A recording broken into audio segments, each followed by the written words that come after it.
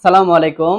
আশা করি সকলে ভালো আছো। আজকে আমরা যে প্রশ্নটি নিয়ে আলোচনা করব সেটি হচ্ছে ক্লেইজেন পুনর্বিন্যাস বিক্রিয়া কি, কৌশল সহ আলোচনা করো। ক্লেইজেন পুনর্বিন্যাস বিক্রিয়া হচ্ছে যে অ্যালকাইল ফিনাইল ইথারকে যদি আমরা উত্তপ্ত করি তাহলে তা পুনর্বিন্যাসিত হয়ে অ্যালকাইল ফিনাইল ইথারকে আমরা উত্তপ্ত করলে তা পুনর্বিন্যাসিত হলে অর্থ অ্যালকাইল হাইড্রোজেনে পরিণত হয়। এটাই হচ্ছে কি ক্লেইজেন পুনর্বিন্যাস।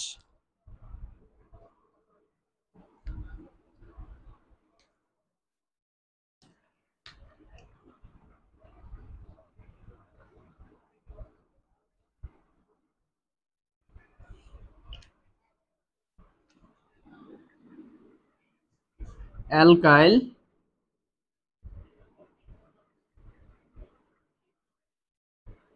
ফিনাইল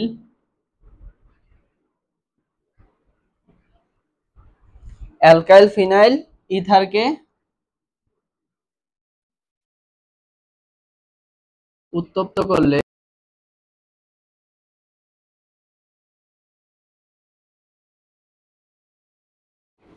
তা পুনর্বিন্যাসিত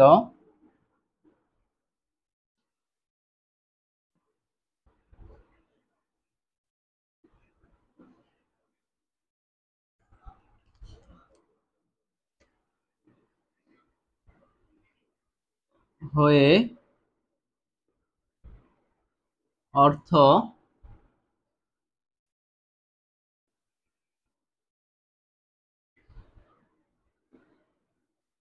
অ্যালকাইল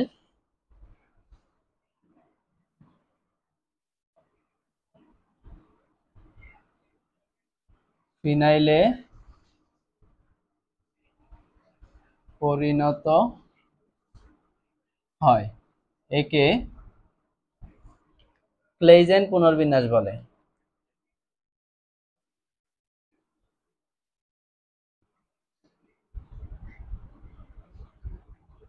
ক্লেইজেন পুনর্বিন্যাস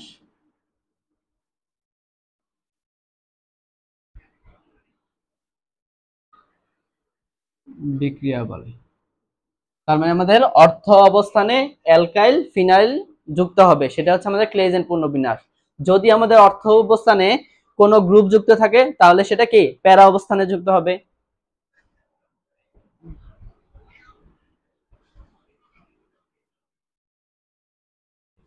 অর্থ অবস্থান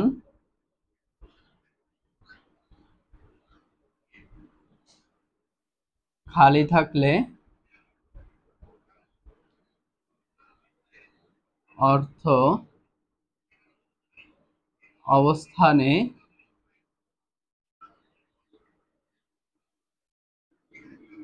যুক্ত হবে। অর্থ অবস্থান খালি থাকলে অর্থ অবস্থানে যুক্ত হবে, কিন্তু অর্থ অবস্থানে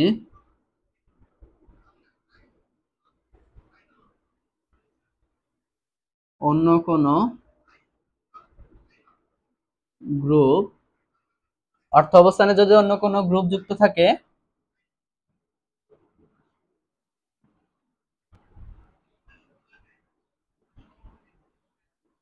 তাহলে প্যারা অবস্থানে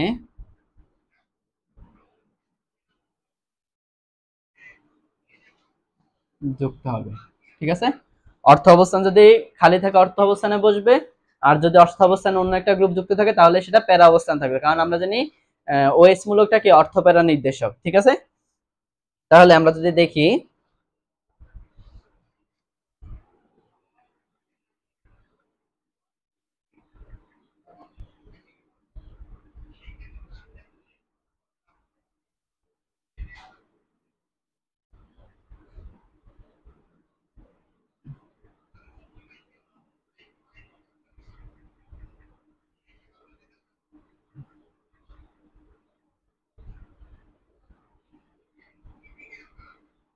1 2 3 এক হাত, আর এখানে CH2। এটার নামই হচ্ছে কি, এটার নাম হচ্ছে আমাদের অর্থ অ্যালকাইল ফিনাইল ইথার।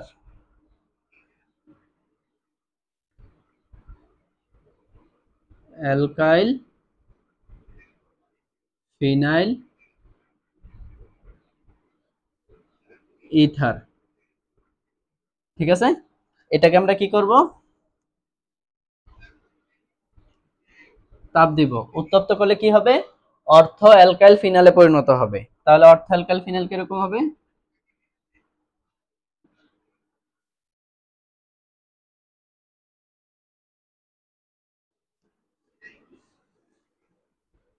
এখানে আসবে ওএইচ মূলক। আচ্ছা, জিনিসটা কিরকম আসবে, এখানে অনেক জায়গায় এইচ দিয়ে ব্যবহার করে, তাহলে সঠিকভাবে বোঝা যায় না যে আসলে কি ঘটে।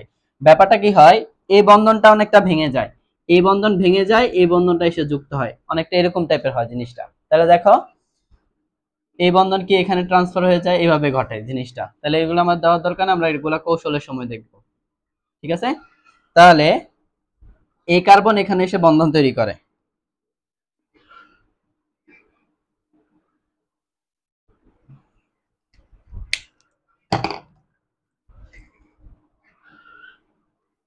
CH2 carbon double bond CH আর। এই যে ব্যাপারটা এরকম ঘটে, এই হাত এখানে এসে যুক্ত হয়, মানে অক্সিজেন আর কার্বনের বন্ধন ভাঙে, আর কার্বন আর কার্বনের মধ্যে কি হয়, বন্ধন তৈরি হয়। তাহলে এটা ছুটে এখানে এসে এভাবে যুক্ত হয়ে যায়। তাহলে CH2 দ্বিবন্ধনটা এখানে ট্রান্সফার হলে CH, তারপরে কি ডাবল বন্ড CH আর। এখানে যদি আমরা দুইটাই হাইড্রোজেন ইউজ করি তাহলে আসলে সলিড ভাবে বোঝা যাবে না কোন বন্ধনটা ভাঙে। এজন্য আমরা এখানে আর দিয়ে প্রকাশ করব, কেউ চাইলে দুইটাই কি আর ব্যবহার করতে পারো। তাহলে এটা হচ্ছে আমাদের মেইন, এটাই হচ্ছে কি অর্থ, এটা হলো অর্থ অবস্থান, এটা হচ্ছে মেটা অবস্থান, এটা কি প্যারা অবস্থান। এটা অর্থ, এটা মেটা, এটা কি প্যারা। যেহেতু অর্থ অবস্থানে কোনো গ্রুপ নেই তাই অর্থ অবস্থানে যুক্ত হবে। যদি আমাদের অর্থ অবস্থানে কোনো গ্রুপ যুক্ত থাকতো, যেমন বা আমরা আরেকটা কি দেখতে পারি, তোমরা এটা নিচে নিচে দিবা, আমি একবার পাশে দেখাচ্ছি। অক্সিজেন CH আর CH ডাবল বন্ড CH2, এখানে এটাকে যদি আমরা তাপ দিই, এখানে মনে করো দুইটা গ্রুপ যুক্ত আছে অর্থ অবস্থানে। তাহলে আমাদের ওএইচ গ্রুপ কি অর্থ প্যারা নির্দেশক, যেহেতু অর্থ অবস্থানে খালি আছে এর জন্য অর্থতে বসছিল, কিন্তু এই অর্থ অবস্থানটা কি কোন একটা গ্রুপ বসে আছে, এর জন্য এটা কি প্যারা অবস্থানে যুক্ত হবে। তাহলে আমরা কি লিখতে পারি,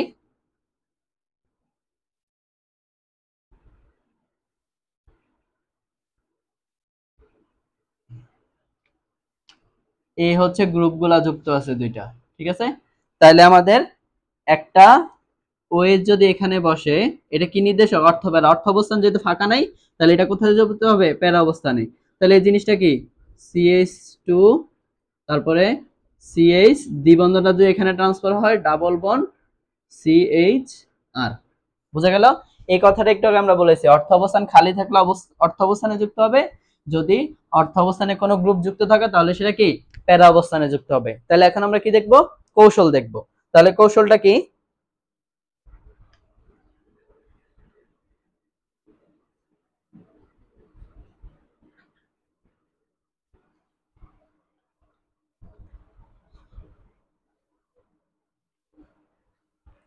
আমরা যদি অর্থ অবস্থানে অ্যালকাইল গ্রুপটাকে যদি অর্থ অবস্থানে শিফট করি, মানে স্থানান্তর করি, তাহলে এটাকে বলে কি অ্যালকাইলিক শিফট বলে। অর্থ অবস্থানে, অর্থ অবস্থানে, অর্থ অবস্থানে অ্যালকাইল গ্রুপ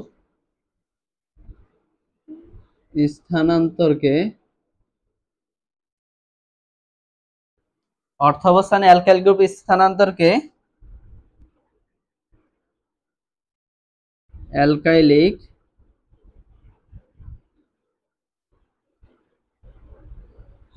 শিফট বলে। ঠিক আছে, অর্থ অবস্থানে অ্যালকাইল গ্রুপ স্থানান্তরকে অ্যালকাইলিক শিফট বলে। এক্ষেত্রে কি আমাদের অক্সিজেন আর কার্বনের বন্ধন ভেঙে যায়, আর এই কার্বন আর এই কার্বন, এখানে তো একটা কার্বন আছে আমরা জানি, এই কার্বন আর এই কার্বনের মধ্যে কি হয়, নতুন একটা বন্ধন তৈরি হয়। এক্ষেত্রে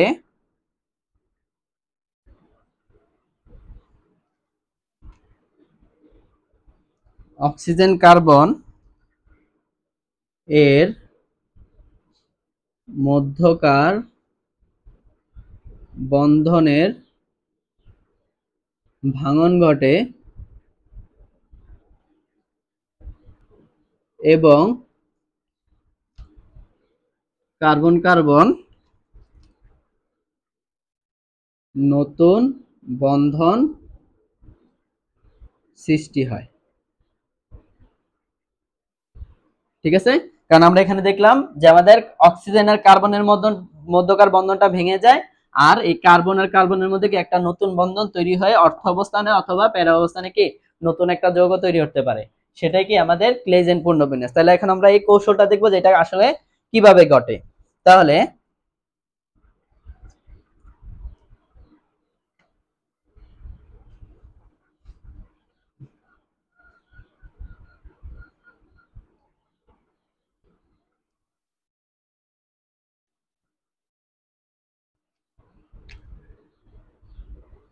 oxygen carbon H R CH double bond CH2।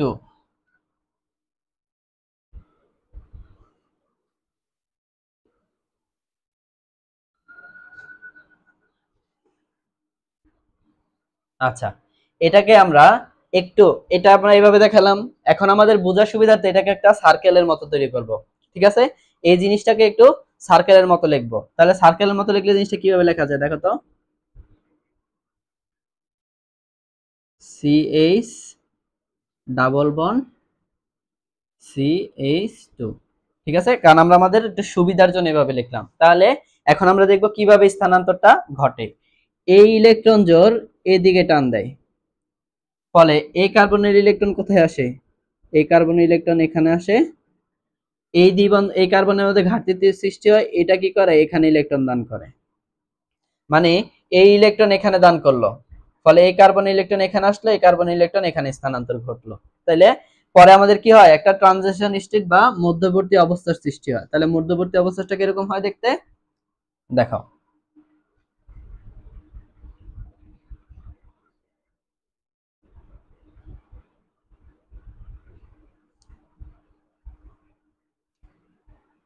এই দুইটা হাতের আমাদের কোনো ঝামেলা নাই, এর জন্য এই দুইটা যা আছে আমি তাই দিয়ে দিলাম। তাহলে এখন আমাদের কি আছে, অক্সিজেন CH আর CH ডাবল বন্ড CH2। এখন আমরা একটু হালকাভাবে দেখাবো, এই হাত যদি এখানে ট্রান্সফার হয় তাহলে এই হাতটা কি হয়ে যায়, দুর্বল হয়ে যায়। এর জন্য এটাকে আমি ডট ডট দিয়ে দেখালাম। তাহলে এখানে একটা কি নতুন হাতের সৃষ্টি হয়। তারপরে এই হাত যখন এখানে আসতে নেয়, এই হাতটা কি হয়ে যায়, দুর্বল হয়ে যায়। তারপরে এখানে কি হয়, একটা নতুন হাতের তৈরি হতে থাকে। এটা যখন এখানে আসতে নেয় তাহলে এখানে কি হয়, এখানে একটা মাইনাস চার্জের সৃষ্টি হয়, এখানে একটা মাইনাস চার্জের সৃষ্টি হয়। আর ইলেকট্রন যখন এগিয়ে টান দিচ্ছে, এখানে একটা কি হয়, প্লাস চার্জের সৃষ্টি হয়। দেখো তো, এখানে ইলেকট্রন যখন এদিকে দেয় কার্বনের মধ্যে ধনাত্মক চার্জের সৃষ্টি হয়, আবার এই ইলেকট্রন যখন এখানে আসে এই কার্বনের মধ্যে ঋণাত্মক চার্জের সৃষ্টি হয়, ফলে তাদের মধ্যে কি হয়, একটা নতুন বন্ধন সৃষ্টি হতে দেখা যায়। তাহলে এখন আমরা কিভাবে লিখতে পারি এটাকে,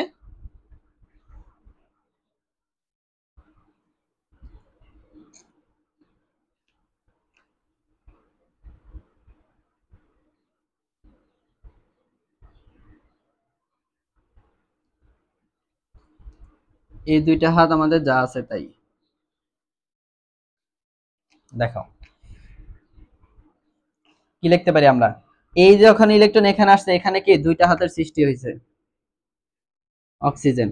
তাহলে কি হলো, এই হাতটা দুর্বল হয়ে একসময় এই হাতটা ভেঙে যায়। আচ্ছা, এই হাতটা যখন ভেঙে গেল, তাহলে আমার এই বন্ধনটা কি হয়ে গেল, এখন আমি বোঝার জন্য এটা কেটে দিচ্ছি, এই বন্ধনটা আমাদের কি হয়ে গেল, আলাদা হয়ে গেল, তাই না?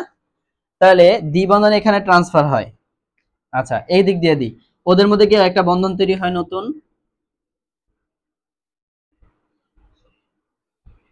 CH2, তারপর এখানে কি আছে, CH, এখানে বন্ধন ছিল দুইটা, এটা ভাঙার ফলে এখানে বন্ধন চলে আসে কয়টা, একটা। তারপরে এখানে ডাবল বন্ড CH, দেখো তো কি হয়, এখানে বন্ধন ছিল আমার একটা, তাহলে যখন এখানে বন্ধনটা ট্রান্সফার হয় এখানে কি ডাবল বন্ধনের তৈরি হয়, এই হচ্ছে ডাবল বন্ধন আর হচ্ছে CH, তাহলে এই বন্ধনটা এদিক দিয়ে ভেঙে যায়, এদিক দিয়ে একটা কি নতুন বন্ধন তৈরি হয়। তাহলে দেখো তো এই যৌগ আর এই যৌগ আমাদের, আচ্ছা এখনো আসে নাই, যে এতটুকু মিলছে কিনা দেখো, এই অংশটা আমাদের মিলছে কিনা, CH2 CH2 CH double bond CH, এখন আমাদের কি এখানে OH আনা লাগবে, তাহলে কিন্তু আমাদের আমরা কি মেইন প্রোডাক্টটা পেয়ে যাব। তাহলে এখন আমাদের কাজ কি, পরবর্তী কাজ,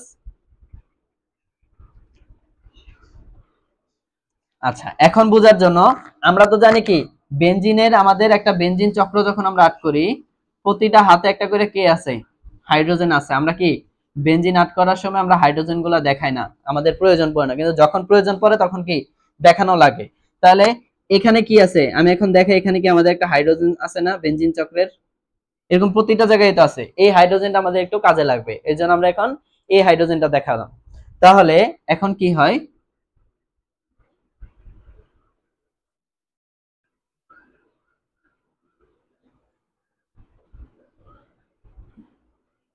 আচ্ছা এখানে দেখো এবার কি কাজ হয়, এই অক্সিজেনের তড়িৎ ঋণাত্মকতা বেশি হয়, অক্সিজেন ইলেকট্রনকে নিজের দিকে টান দেয়, ফলে এখানে কি হয়, একটা ধনাত্মক চার্জের সৃষ্টি হয়, মানে ইয়াতে ইলেকট্রনের ঘাটতি সৃষ্টি হয়। এই ঘাটতি পূরণ করে কে, হাইড্রোজেনটা তার ইলেকট্রন ওকে দান করার মাধ্যমে হাইড্রোজেনটা কি আলাদা হয়ে তার ঘাটতিটা পূরণ করার চেষ্টা করে।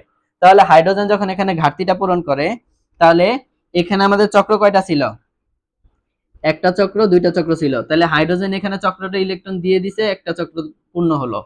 আর এখানে আমার কে রয়েছে, ইলেকট্রন যখন এদিকে টান দিছে, তাহলে এখানে একটা হাত হয়ে গেল, অক্সিজেনের উপরে কি চার্জ, অক্সিজেনের উপরে একটা মাইনাস চার্জের সৃষ্টি হলো, ইলেকট্রন যেহেতু নিজের দিকে টান দিছে, ফলে এখানে কে থাকলো, এগুলাতে কোনো ঝামেলা হয় না, CH2 CH double bond CH, ঠিক আছে।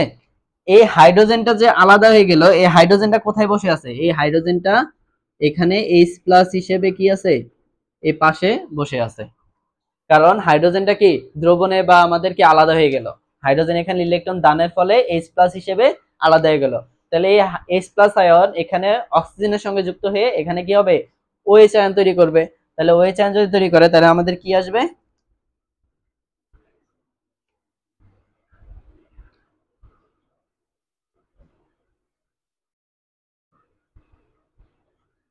যেহেতু তিনটা চক্র আছে, আমি এটা কি পুরাটা চক্র একত্রে দেখাতে পারি, এটা হচ্ছে আমাদের মেইন বেনজিন চক্র হয়ে গেল। আর এখানে কি ও আর এইচ মিলে কি OH এর সৃষ্টি হবে, ঠিক আছে। আর বাকি যা আছে কি তাই, CH2 CH double bond CH।